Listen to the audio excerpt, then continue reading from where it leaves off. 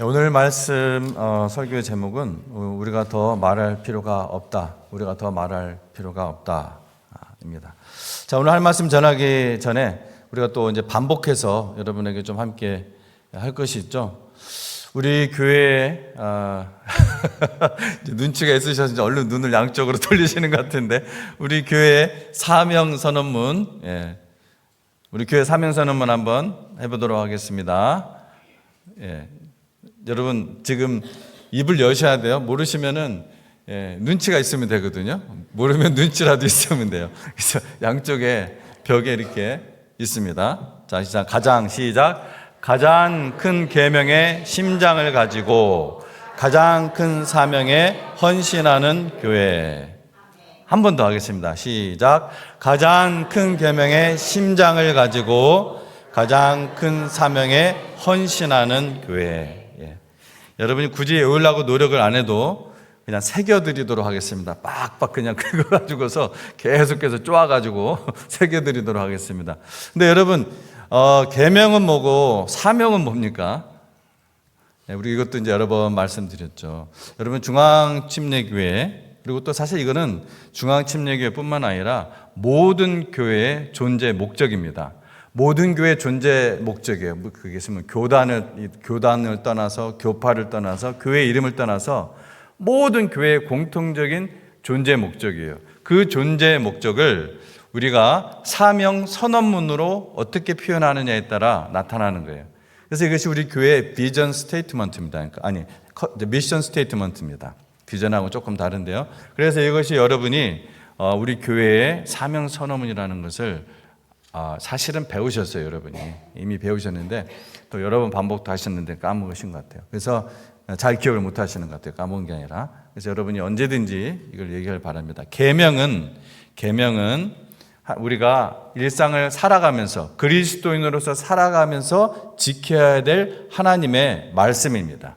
그것이 계명이에요. 사명은 일과 관련된 것입니다. 교회의 비즈니스, 교회의 일, 뭔가 좀 구분이 딱 되죠. 그래서 우리가 우리의 삶 속에서 하나님의 말씀, 그러면 어떤 사람이 와서 예수님을 시험하기 위해서, 예수님을 이거 올무에 딱 빠뜨려 가지고 굉장히 어려운 질문을 던졌던 질문 중에 하나예요. 가장 큰 계명이 뭡니까?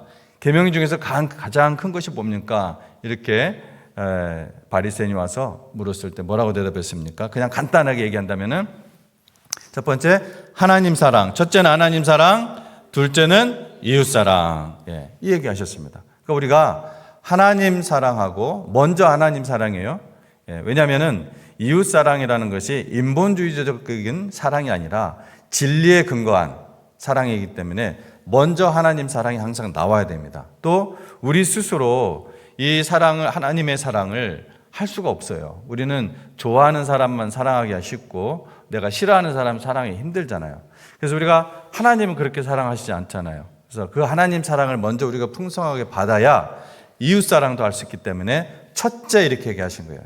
첫째 순서가 하나님 사랑, 그 다음에 둘째는 이웃 사랑. 자, 그러면 사명은 그것은 이제 마태복음 22장 34절 이하에 쭉 나오는 말씀이에요.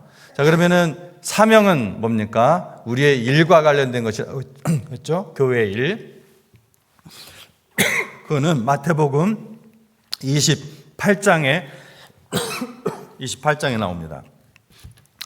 자, 28장에 나오는 그 일은 뭡니까? 그러므로 너희는 가서, 그 다음 뭐예요? 모든 족속으로 제자를 삼아, 그 다음에 아버지와 아들과 성령의 이름으로 침례를 주고 내가 너에게 분부한 모든 것을 가르쳐 지키게 하라. 지키게 하라고 했어요. 그래서 그것이 이제 사실은 예수님의 11 사도들에게 직접 위임하신 명령이죠. 교회를 개척하고 교회를 세워나갈 때 이것을 주님의 제자들에게 가르치고 그것을 지키게 하라까지가 주님의 디사이플십 메이커의 방법입니다. 그래서 우리 온 교회가 그러한 디사이플이 되고 또다시 디사이플 메이커가 되는 것이 바로 우리 교회 존재의 목적이라는 것입니다. 다음부터는 이렇게 설명은 길게 안 하겠습니다. 그래서 이 의미를 여러분 아시고 계속해서 반복해서 여러분 기억하시기 바랍니다. 갑자기 목이 지난주 우리 차 집사님이 나가신 것 같습니다. 괜찮습니다.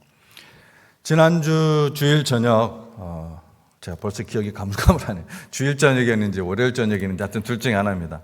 지난주 주일 저녁 일대 목사님이신 이상훈 목사님과 우리 이영순 사모님께서 전화를 주셨습니다. 종종 저에게 전화를 이제 주시는데 여러분에게도 안부를 전해 주셨습니다. 이제 90대 중반을 바라보시는 그러한 연세이시면서도 교회 생일을 기억하시고 전화를 이렇게 주시곤 합니다. 사실 이상훈 목사님 하면 여러분 혹시 어떻게 알고 계신지 모르겠지만 우리 침례 교단에서는 교단적으로 아주 유명한 내셔널 스피커이십니다. 이제는 이제 은퇴하시고 그냥 계시지만 미 전역에 여러 곳의 교회를 개척을 하셨는데 그 중에서 항상 이 클리블랜드가 미국의 고향으로 여겨진대요. 그러니까 클리블랜드를 항상 고향처럼 여기시고 오고 싶다고 하시고, 근데 이제 몸이 그러니까 못 오시는데 여겨지는 것은 그렇게 표현을 하세요. 목사님이 중앙 침례교회를 그만큼 사랑하고 기도하고 있기 때문이라고 말씀을 하셨습니다. 그리고 주의 종인 저에게도 요즘같이 영적으로 타락한 이러한 시대에 정말 많은 것들이 있잖아요. 많은 비진리를 교회에서 흡수를 하고 있잖아요. 사람들이 이제 어떻게든지 좀 끌어들이기 위해서 그런 것이 있죠. 그럼에도 불구하고 그런 시대에 비진리에 타협하거나 또 사람에게 굴하지 않고 교회를 지킨 최장수 담임 목사가 된 것을 본인 일처럼 감사하고 또 기뻐하고 있다고 덕담도 해주시고 앞으로도 계속해서 그렇게 지금처럼 해나갔으면 좋겠다 이렇게 격려를 해주셨습니다. 오늘 본문 2절에 의하면은 오늘 교회가 좀 어떤 교회가 나옵니까? 그런데 참 오늘 교회가 어떤 교회가 나오고 있죠? 중앙 침례교회는 아니고 데살로니가 교회, 데살로니가 교회가 나오고 있습니다. 이 데살로니가 교회는 바울이 항상 하나님께 감사하고 기도할 때 기억하는 교회였습니다. 제가 그래서 앞에 좀 이상훈 목사님 말씀을 잠깐 꺼낸 거예요. 목사님이 그런 말씀을 하실 때 완전히 데살로니가 말씀이 안 그래도 이 말씀으로 제가 지난번 말씀드렸죠. 골로새서 말씀 전할 때 이 말씀 전하려고 했는데 딱 또 이렇게 그런 말씀을 하시는 거예요. 전화를 하셔서. 그래서 제가 앞부분에 잠깐 말씀을 넣었는데, 그래서 이 바울은 항상 이 데살로니가 교회를 위해서 기도할 때 감사하고 또 기도할 때 항상 잊지 않고 기억하는 그런 교회였다고 2절에서 말을 하고 있죠. 그 이유를 또 얘기를 하고 있습니다. 그것은 믿음의 역사와 그 다음에 사랑의 수고와 소망의 인내, 예수 그리스도에 대한 그 소망의 인내가 있는 그러한 교회였기 때문이라고 사도 바울은 얘기를 하고 있습니다. 우리는 2주 전에 골로새서에서도 바울이 오늘 본문과 아주 비슷한 내용의 서신을 골로새 교회에 보낸 것을 우리 함께 나누었습니다. 기억나시나요? 하늘에 쌓아둔 소망이라는 그런 제목이죠. 하늘에 쌓아둔 소망이라는 제목으로 우리가 설교를 제가 했었는데요. 근데 그런 말씀들을 볼 때마다 이제 목회자의 마음은 다 똑같구나 하는 그런 생각을 합니다. 또한 그것은 하나님의 마음인 줄로 믿습니다. 8절입니다. 주의 말씀이 너희에게로부터 마게도냐와 아가야에만 들릴 뿐 아니라 하나님을 향하는 너희의 믿음의 소문이 각 처에 퍼짐으로 우리는 아무 말도 할 것이 없노라 그럽니다. 얼마나 이 믿음의 역사와 사랑의 수고와 소망의 인내가 그 당시에 전화가 있었던 것도 아니고 유튜버가 있었던 것도 아니고 인터넷이 있었던 거 아니고 전부 다 뭡니까? 입에서 입으로 사람들이 이동하면서 그렇게 전해지는 그 소문이 그 동네 작은 동네만 있는 것이 아니라 마게도냐와 아가야 모든 곳에 퍼져서 나에게까지도 지금 들린다. 그러니까 너희에게 내가 뭐 더 할 말이 있겠느냐 이런 식으로 칭찬을 감사를 하고 또 격려를 하고 있는 것입니다. 자, 그래서 이 중요한 것은 그냥 믿음이 아니라 믿음의 뭐라고요? 믿음의 역사. 믿음의 역사. 여러분, 믿음의 역사 할 때 여러분 너무나 잘 아시지만 이제 신앙생활 하신 지 얼마 안 되신 분들이 있기 때문에 역사는 히스토리라는 말이 아니죠. 그죠? 믿음의 역사 했을 때는 일, work, 행동, 그런 특별히 이제 하나님 일과 관련된 일을 할 때 믿음의 역사 이렇게 표현을 하는 것입니다. 즉 정말 그 믿음이 있을 때, 정말 믿음이 있을 때 그것이 어떤 행동으로 나타나는 것을 의미하는 말이에요. 그래서 4절에서 하나님이 너희를 택하셨음을 아노라. 여러분, 하나님께서 우리 교회에 하나님이 너희를 택하셨음을 아노라 이 말씀을 한다는 것을 여러분 들을 때 얼마나 이게 엄청난 칭찬이고 또 엄청난 기쁨이 됩니까? 뿐만이 아니라 그래서 한 교회를 향한 것뿐만 아니라 나에게 하나님께서 너의 믿음의 역사와 사랑의 수고와 소망의 인내를 볼 때 너를 하나님께서 택하셨음을 내가 아노라. 위대한 바울 사도 같은 분이 그렇게 얘기를 한다면 얼마나 이것이 큰 칭찬이고 얼마나 큰 격려가 되는지 모릅니다. 이것이 바로 하나님이 너희를 택하셨음을 아노라. 이 믿음의 역사예요. 믿음이 있는 사람에게는 반드시 나타나는 것이 있는데 변화가 있습니다. 변화. 하나님께서 생명을 불어넣으시면, 하나님께서 성령을 그 안에 넣으시면 반드시 그 다음 일어나는 것이 변화가 일어납니다. Sometimes, something, somewhere. Every time이 아니라, everything이 아니라 어디선가 이렇게 변화가 조금씩 일어나게 돼 있어요. 생각이 바뀌고 가치관이 바뀌기 때문에 그렇습니다. 변화가 없는 사람은 어쩌면 스스로 속고 있는지도 모릅니다. 그래서 너희가 그리스도 안에 있는지 너희가 확증하라고까지 사도 바울은 고린도서에서 얘기를 하고 있잖아요. 우리가 하나님 말씀에 스캐닝을 해서 우리가 확증할 필요가 있어요. 이러한 놀라운 믿음의 역사, 사랑의 수고, 소망의 인내가 어느 한 내 삶의 영역 속에 있는지, 그냥 교회에 어텐드하는 것이 아니라 시계주처럼 왔다 갔다 하는 그런 것이 아니라 완전하라는 것도 아닙니다. 참 성도는 자기가 성도가 된 그 변화를 감출 수가 없다는 거예요. 감출 수가 없어요. 우리 주님은 이것을 열매라고 표현을 하셨죠. 그래서 좋은 나무가 좋은 열매를 맺는 것이다. 가시나무에서 포도 열매를 맺을 수 없다. 포도나무에서 포도 열매를 맺는 것이다. 네가 포도 열매를 맺었어? 그럼 넌 포도나무야. 네가 그리스도인의 열매를 맺고 있어? 그럼 너는 그리스도인이야. 이렇게 알 수 있다는 것이죠. 스스로. 누가 다른 사람을 판단하라는 것이 아니라. 그래서 믿음의 역사에 이어 다음에 나오는 거 뭐예요? 사랑의 수고가 등장합니다. 사랑의 수고. 자, 여기서 수고로 쓰인 단어의 원어적인 의미는 소비된 고통이라는 뜻이에요. 소비를 해요? 소비된 고통이에요. 지불된 고통이라는 뜻입니다. 그러니까 사랑의 수고, 이것 때문에 칭찬을 하고 있는데 이 수고가 뭐라고요? 소비된 고통, 지불된 고통을 하고 있기 때문에 칭찬을 하고 있는 거예요. 무슨 말이냐면 사랑은 어떤 감성이 아니라 피와 땀과 눈물 뿌림과 섬김과 헌신이 동반되는 것이 바로 사랑이라는 것입니다. 그러므로 이 말은 때로는 여자가, 우리 여인이 해산할 때, 고통을 표현할 때 쓰이는 단어입니다. 그 정도로 큰 고통을 얘기하는 거예요. 하나님의 사랑은 사람들이 말로만 쉽게 하는 그런 공수표 같은 것이 아니라는 것입니다. 그런데 하나님이 먼저 그렇게 해주셨잖아요. 하나님 우리를 사랑한다, 사랑한다. 말라기에서 하나님이 어떻게 우리를 사랑하셨다고 그러세요? 예수님 오시기 전에 400년 전에 말라기 시대에 그 백성들이 그렇게, 아니 하나님이 그렇게 자기들을 택하시고 그들을 보호하셔 하셨는데 하나님 어떻게 우리를 사랑하셨다고 그러세요? 이 말을 한단 말이에요.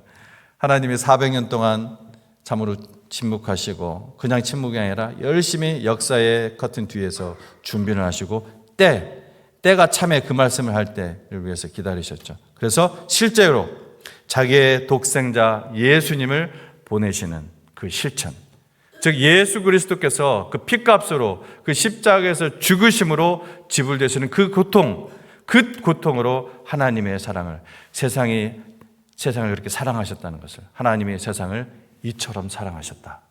하나님의 세상을 이처럼 사랑하사 독생자를 주셨으니 이는 저를 믿는 자마다 멸망하지 않고 영생을 얻게 하려 하십니다. 자, 그리고 마지막으로 소망의 인내가 있습니다. 믿음의 역사, 사랑의 수고, 마지막으로 뭐라고요? 소망의 인내.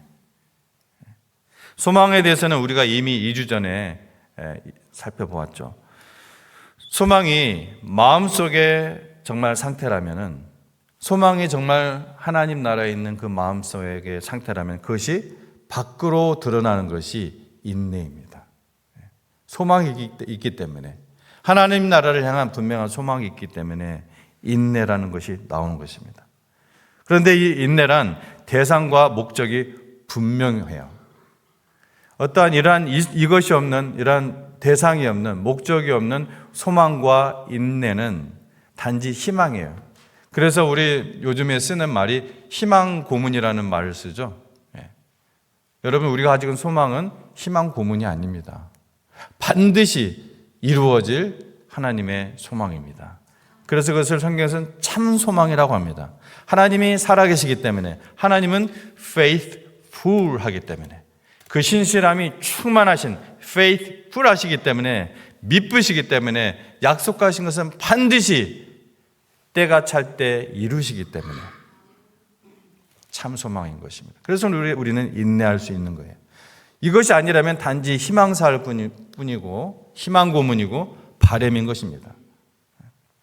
예수 안에 있는 성도님들에게는 최소한 세 가지 소망이 있는 것이죠. 근본적으로 부활의 소망, 또 재림의 소망, 또 천국에 대한 소망. 얼마나 하나님의 자녀가 아닌 사람은 도저히 상상도 할 수도 없고 믿을 수도 없는 엄청난 소망이에요. 그래서 이 소망이 인내를 만들어내는 것입니다. 데살로니가 교회는 믿음의 역사, 사랑의 수고, 소망의 인내를 가진 교회였습니다. 그래서 4절은 하나님의 택하심을 받은, 하나님의 사랑하심을 받은 데살로니가 교회라고 쓰는 것입니다. 그렇게 하나님의 사랑받는 교회는 이 5절에서 복음이 살아있는 교회라는 것을 말해줍니다. 무엇이 살아있다고요? 복음. 사도 바울이 말합니다. 복음이 말로만 아니라 능력과 성령과 큰 확신으로 된 것이라고 말을 하고 있습니다. 그냥 던진 말이 아니에요. 제가 성경에 있는 말 그대로 한 거예요. 능력과 그 다음이 성령과 큰 확신. 이 말씀은 언뜻 보기에 능력, 성령, 그 다음에 큰 확신, 이 세 가지를 이야기하는 것처럼 보이지만 사실은 성령과 함께 나타나는 두 가지를 말씀하시는 것입니다. 그래서 성령의 외적인 현상과 그 다음에 내적인 요소인 확신을 말하는 거예요. 그래서 가운데 성령을 딱 놓은 거예요. 그래서 첫 번째 요소인 능력, 이 능력, dynamein, 이 능력은 이적을 가리키는 것이 아니라 성령으로 말미암는 영역, spiritual power, 이것을 가리킵니다. 이 단어에서 어떤 단어가 나왔냐면은 dynamite라는 단어가 나왔어요. 이 헬라어에서 dynamite. 그리고 또 하나의 영어 단어는 dynamic라는 두 단어가 나왔어요. 그러니까 어떤 단어인지 그 느낌을 아시겠죠? 이 능력이라는 단어가 아주 크게 폭발하는 힘, 막 팍팍 다이내믹하게 가는 그런 힘, 성령의 능력, 사람의 마음속까지 변화시키는 성령의 가마력, 이것을 의미하는 것입니다. 그래서 복음이, 하나님의 말씀이 전파될 때 사람들을 파멸의 세력에서 끄집어내가지고 새 생명 가운데 그 흑암의 건서에서 아들의 나라로 옮겨놓은, 이것이 바로 이 능력에 관련된 것입니다. 그리고 또 하나, 성령의 능력은 내적인 확신입니다. 확신. 복음이 전파되어서 한 영혼이 구원을 얻게 되면은 그 사람 속에는요, 이전에 볼 수 없었던 확신이 생기게 돼요. 제가 말하는 확신은 내가 인생을 살면서 자신감 이런 게 얘기하는 것이 아닙니다. 하나님 나라에 대한 확신, 내 삶이 어디를 갖고 있다는 확신, 내가 하나님의 자녀로서 영원한 부활과 아까 말한 대로 재림과 그다음에 천국에 대한 소망에 대한 확신, 이러한 확신들을 얘기하는 거예요. 그래서 그것이 삶의 능력이 돼가지고 흘러 넘치는 거예요. 이것이 확신이에요. 그래서 사도 바울이 그러는 거예요. 복음이 너희에게 말로만 이른 것이 아니라 바로 이 행함과 진실함의 문제라는 거예요. 행함과 진실함이 무엇 때문에 나타나요? 성령의 능력과 성령이 주시는 내적 확신 때문에 그 행함과 진실함으로 나타나는 것입니다. 만약 우리가 하는 모든 것들이 그냥 우리가 클래스룸에서 배우는 어떤 지식이나 말뿐임이라면은 여러분은 여기 오실 필요가 없습니다. 절에 가셔도 되고 뭐 아무 데나 가셔도 돼요. 여러분이 마음에 감화를 주는 좋은 이야기를 해주는 곳. 그러나 하나님의 말씀은 단지 그런 것 말로만 되는 것이 아닙니다. 그래서 이러한 것들은 복음을 많은 말의 홍수처럼 흘려보내거나 단순한 정보나 지식으로 받지 않는 거예요. 그들의 영혼은 복음으로, 이 데살로니가 교인들 말이에요. 복음으로 막 뒤흔들렸고 그 복음이 그들의 영혼을 훅 하고 사로잡았던 거예요. 그들이 원래 예수를 믿었던 그런 나라가 아니에요. 이방 나라예요. 완전히 우상을 섬기던 데살로니가였단 말이에요. 그 동네가 완전히. 제가 여기서 여러분 독일 난민 얘기를 잠깐 좀 해드리도록 하겠습니다. 아이고 바로 나와버렸네. 제가 지금 저거 보여드릴까 말까 하다가 지금 보여드리는 영상들은 이제 인터넷에는 안 올라올 겁니다. 왜냐하면 이제 시큐리티 문제 때문에, 안전 문제 때문에 이슬람권에서 사역하시잖아요, 분이. 그래서 제가 이름은 여러분 다 아니까 이름도 얘기하면 안 된다고 했던가. 여러분 다 아시잖아요. 수요일날 기도할 때는 다 아시잖아요. 제가 이제 다녀온 지가 이제 몇 주가 됐는데, 제가 조금씩 제가 이 감동을 잊지 않기 위해서 조금씩 제가 필요할 때마다 설교할 때 좀 풀어놓으려고 그래요. 아까 이 사진은 뭐냐면, 제일 왼쪽에 있는 게 이제 정상적인 얼굴이고요.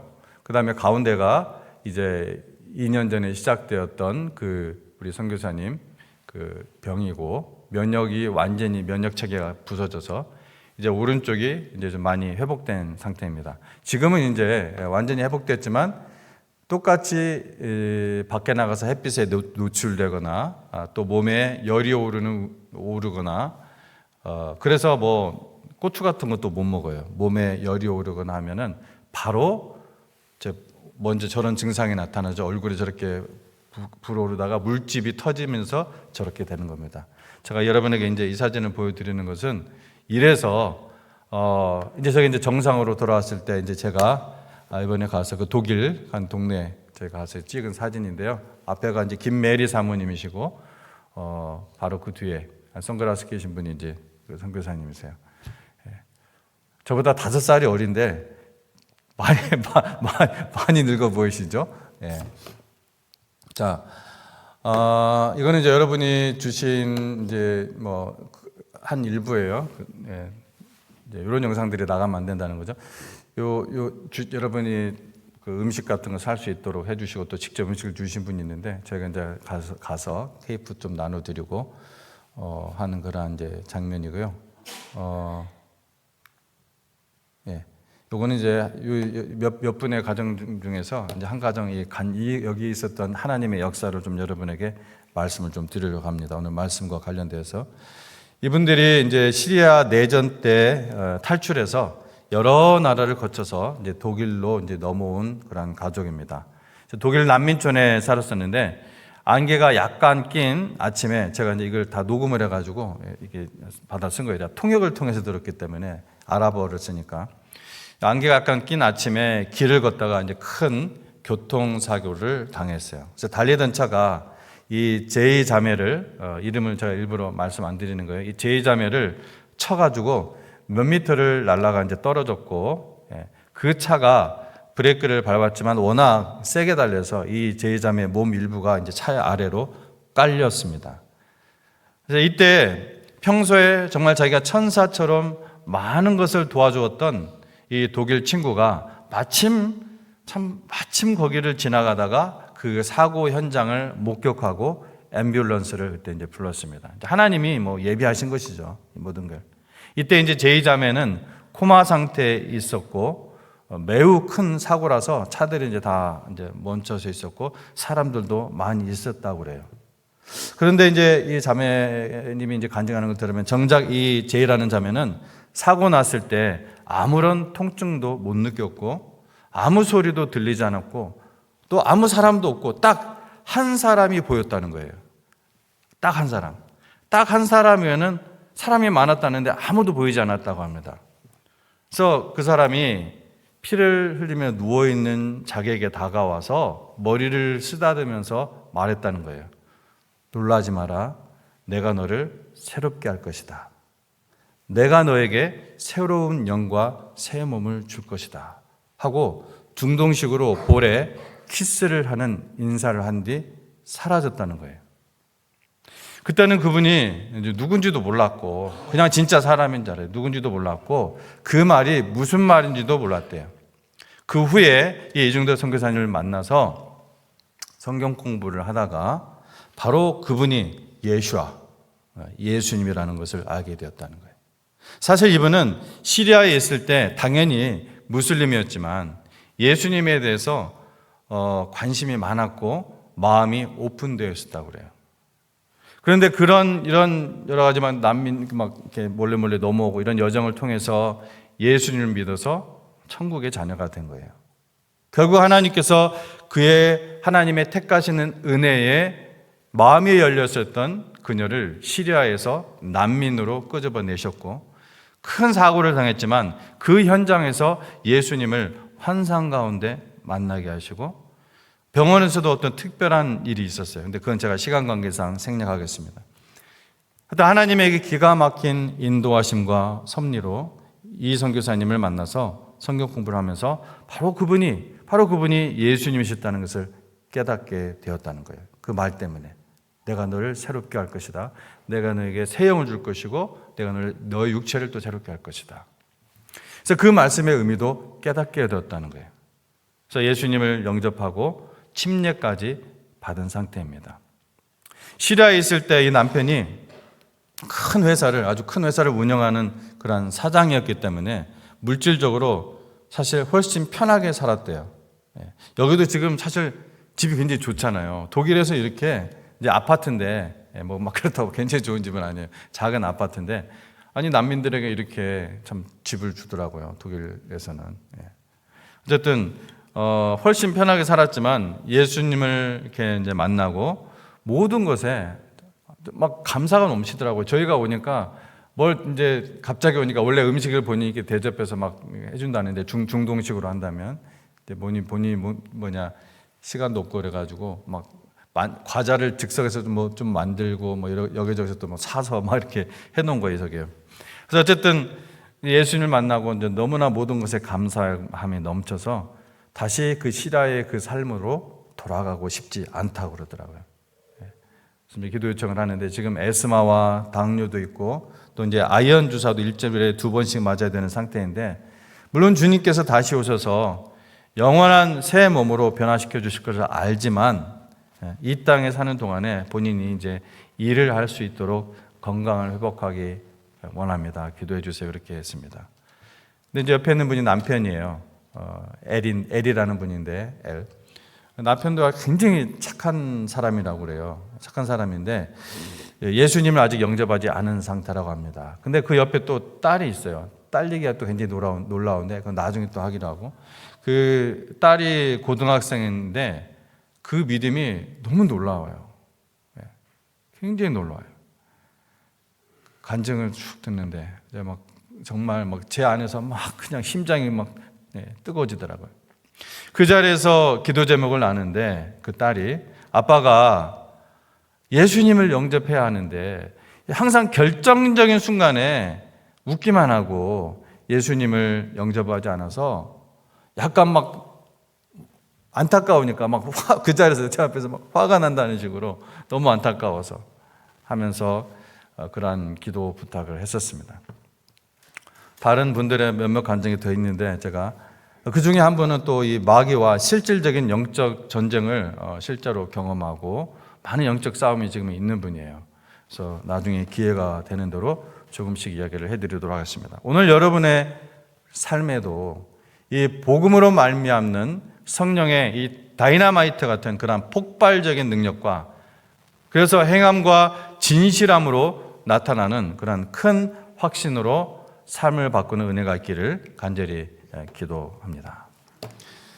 자, 마지막 우리가 읽은 이 8절은 주의 말씀이 너희에게로부터 마게도냐와 아가야만 들릴 뿐 아니라 하나님을 향하는 너의 믿음의 소문이 각처에 퍼졌다는 것입니다. 여기서 들릴 뿐만 아니라는 말은 나팔 소리가 크게 울려나가듯이 소리를 울려서 내다라는 뜻입니다. 리플렉트 한다는 뜻이에요. 반향이라는 뜻입니다. 계속해서 울리는. 이 단어에서 에코우라는 단어가 나왔습니다. 헬라어에서 에코우.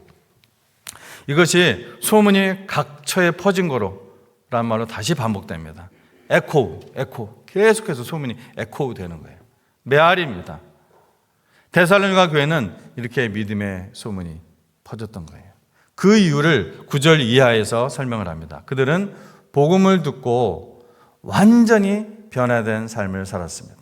그 결과 이 복음의 능력이 데살로니가에서 그리스 전역으로 퍼져나가게 된 거예요.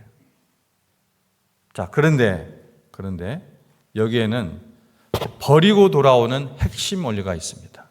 어떤 원리요? 버리고 돌아오는 핵심 원리가 전제되어 있어요. 9절 중반에 너희가 어떻게 우상을 버리고 하나님께로 돌아와서라고 말씀하고 있습니다. 데살로니가에 만연해 있는 우상을 버리고 사시고 참된 하나님께 단호히 돌아섰다는 거예요. 데살로니가 교인들은 대부분 이 헬라계 이방인으로 헬라의 그 다신교적인 우상을 숭배하던 자들이었어요. 무슨 신상이나 여러분 종교를 믿어야지만 우상 숭배가 아닙니다. 오늘날로 따지면. 가장 먼저 저를 포함해서 여기에 있는 모든 분들이 하나님의 자녀로 거듭나기 전에는 전부 다 우상 숭배자들이었습니다. 우상 숭배는 하나님을 모르는 모든 사람이 빠져있는 치명적인 영적 질병인데 이런 특징들이 있어요. 첫 번째, 하나님을 잃어버린 인간의 이 본성이 창조주를 거부하고 피조물을 더 좋아하게 되었습니다. 그래서 죄로 인해 인간은 하나님께 단절되었고 그 공허함 때문에 하나님과 단절됐기 때문에 뭔가를 채워야 되거든요. 우리가 갈증이 나면 물을 마시듯이 영적인 이 공허함은요 계속 느껴지는 거예요. 하나님을 모르는 사람들에게. 그래서 무언가로 계속 그것을 채우려고 합니다.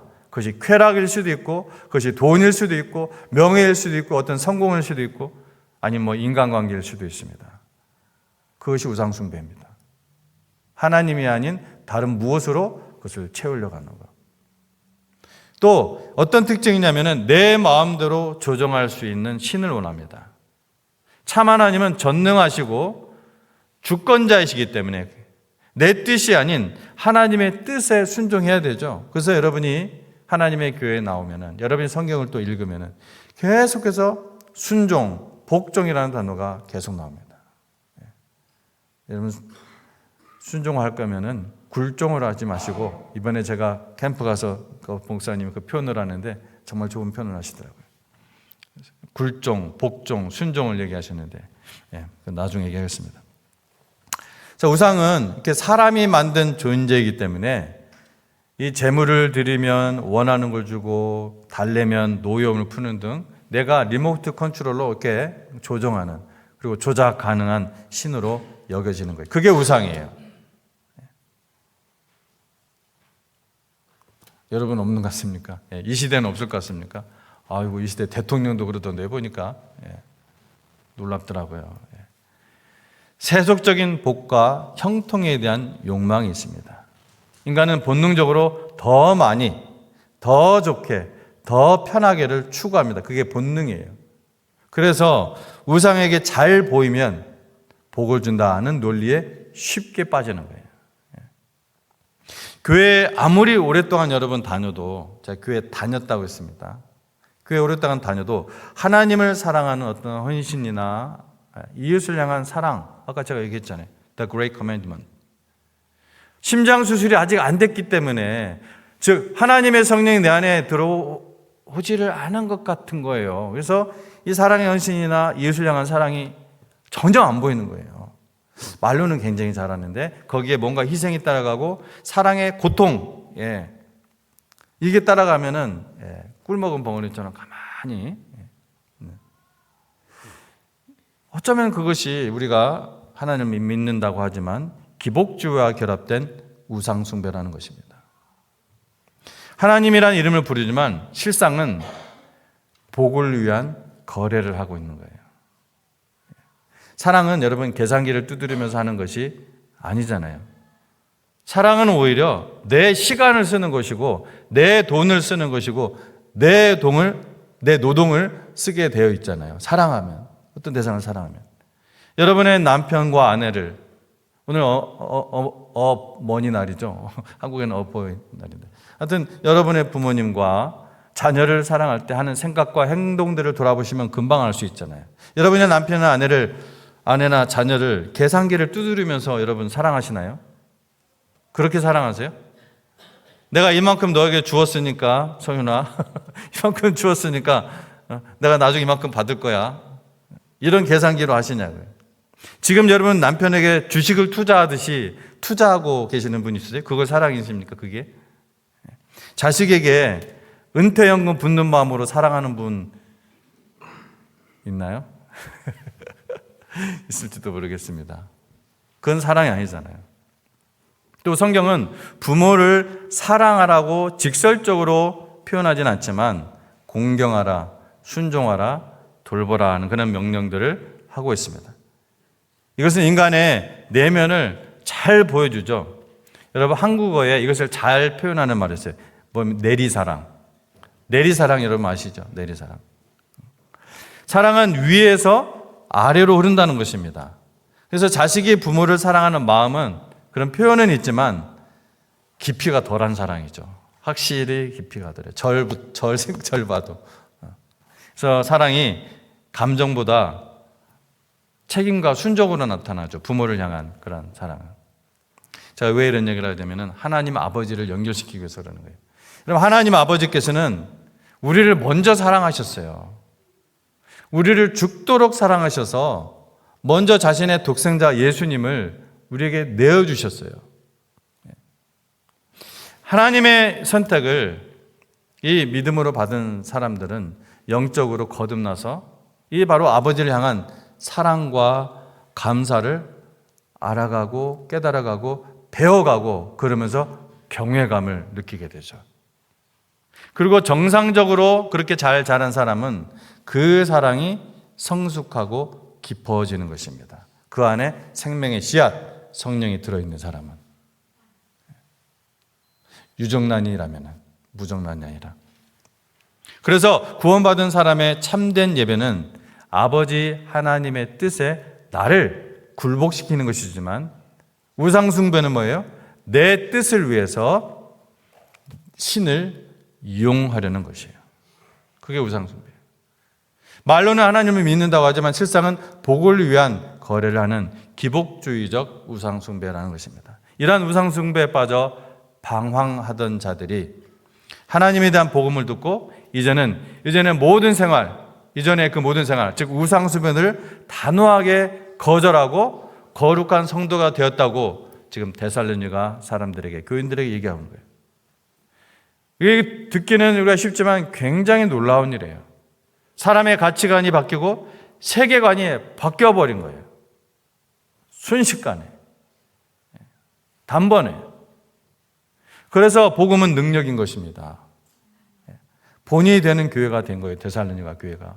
말씀을 듣고 돌아서는 일이 일어나지 않고는, 이런 변화가 일어나지 않고는 복음의 능력이 나타나지 않습니다. 만약 아직도 어중간한 상태에서 세상과 하나님을 겸하여 양다리 걸치며 여러분 섬기고 있다면 어떻게 해야 돼요? 데살로니가 교회가 뭐 할 때 어떤 원리? 버리고 돌아서는 원리. 버리고 돌아서지 않으면 그 일은 결코 일어나지 않습니다.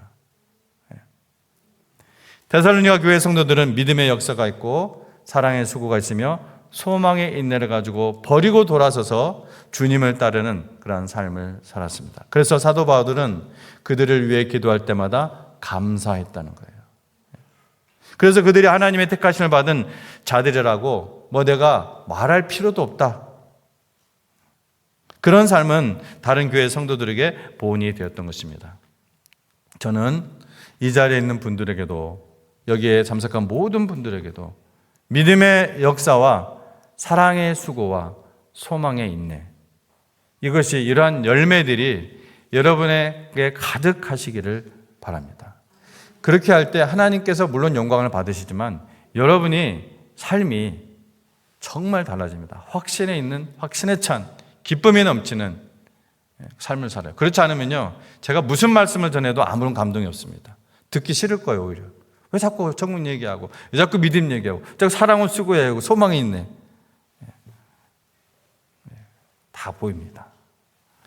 그래서 여러분이 하나님의 백성답게 변화된 삶이 주변 사람들에게도 이러한 놀라움을 주고, 그것이 주님을 증거할 때, 복음을 증거할 때 말로만이 아니라 능력으로 나타나기를 간절히 축원드립니다. 기도하겠습니다.